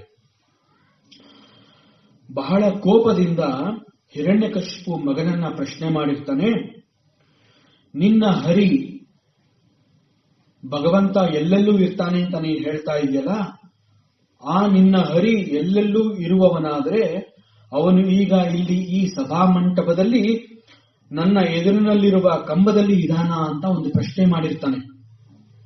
ಒಂದು ವೇಳೆ ಅವನು ಈ ಕಂಬದಲ್ಲಿ ಇರುವಂತಹದ್ದು ಸತ್ಯವಾದರೆ ಹರಿತ್ವ ಗೋಪಯೇತ್, ಆ ನಿನ್ನ ಹರಿ ಬಂದು ನಿನ್ನನ್ನ ರಕ್ಷಿಸಲಿ ಅಂತ ಹೇಳ್ತಾನೆ. ಒಂದು ರೀತಿನಲ್ಲಿ ಹಿರಣ್ಯಕಶಿಪು ಮಗ ಪ್ರಹ್ಲಾದನನ್ನ ಈ ರೀತಿ ಹೇಳಿ ಅವನನ್ನ ಆಶೀರ್ವಾದ ಕೂಡ ಮಾಡಿರ್ತಾನೆ ಮತ್ತು ತನ್ನ ಅಂತರಂಗದ ಬಯಕೆಯನ್ನು ಕೂಡ ಹೊರಹಾಕಿರ್ತಾನೆ. ಆದರೆ ನಾನು ಯಾಕೆ ಈ ಮಾತುಗಳನ್ನ ಆಡಿದೆ ಅನ್ನೋದು ಆ ಕ್ಷಣದಲ್ಲಿ ಹಿರಣ್ಯಕಶಿಪುವಿಗೆ ಅರ್ಥ ಆಗಿರುವುದಿಲ್ಲ. ಅಂತರಂಗದ ಸತ್ಯ ಹೊರಬಂದಂತಹ ಕ್ಷಣ ಅವನು ಪರಮಾತ್ಮನನ್ನ ಈ ರೀತಿ ಕೇಳ್ಕೊತಾನೆ, ಈ ಕಂಬದಲ್ಲಿ ಹರಿ ಅನ್ನೋನು ಇದ್ರೆ ಅವನು ಬಂದು ನಿನ್ನನ್ನ ರಕ್ಷಿಸಲಿ ಅಂತ ಹೇಳ್ತಾನೆ.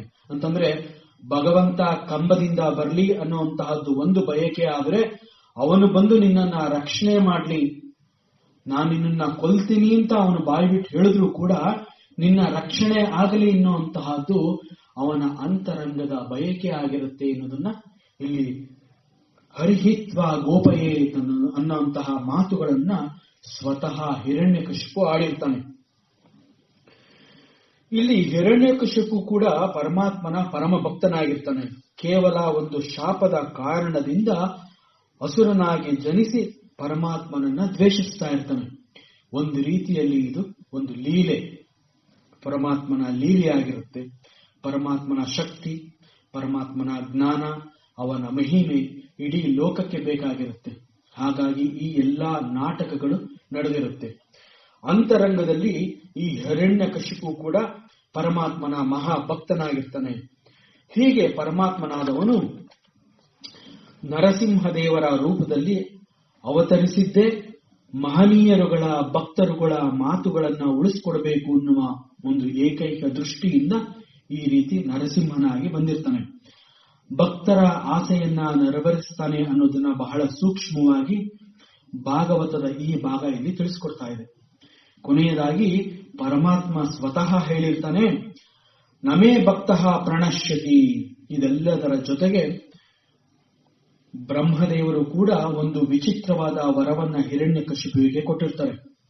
ಅದರ ಪ್ರಕಾರ ಬ್ರಹ್ಮದೇವರ ಮಾತು ಕೂಡ ನಿಜವಾಗಬೇಕು. ಈ ಎಲ್ಲವೂ ಸೇರಿಕೊಂಡಿದ್ರಿಂದ ಪರಮಾತ್ಮ ಹೀಗೆ ನರಸಿಂಹ ರೂಪಿಯಾಗಿ ಅವತರಿಸಿ ಈ ಲೋಕಕ್ಕೆ ಬರಬೇಕಾಗತ್ತೆ. ಸತ್ಯಂ ವಿಧಾತುಂ ನಿಜಭೃತ್ಯ ಭಾಷಿತಂ ತತ್ ಪಾದ ಪದ್ಮಂ ಹೃದಯ ನಿರ್ಷತೋ ದದೌ. ಪರಮಾತ್ಮನ ಪಾದ ಚರಣಗಳನ್ನ ತನ್ನ ಹೃದಯದಲ್ಲಿರಿಸಿಕೊಂಡು ಬಾಲಕ ಪ್ರಹ್ಲಾದ ಪರಮಾತ್ಮನನ್ನ ಈಗ ಸ್ತುತಿಸ್ತಾ ಇದ್ದಾನೆ.